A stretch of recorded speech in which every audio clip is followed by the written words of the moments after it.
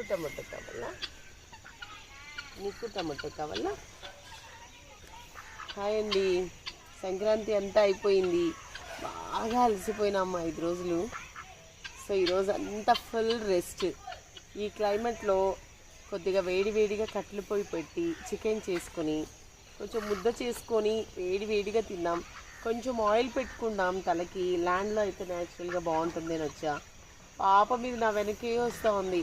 నోట్లో వెళ్ళి ఒక 2 టమాటోలు కోసుకొస్తే గబగబగబా తింటుంది. చాలా అలసిపోయినట్టు కనబడుతున్నాను కదా, నిజంగానే అలసిపోయాను. Thank you.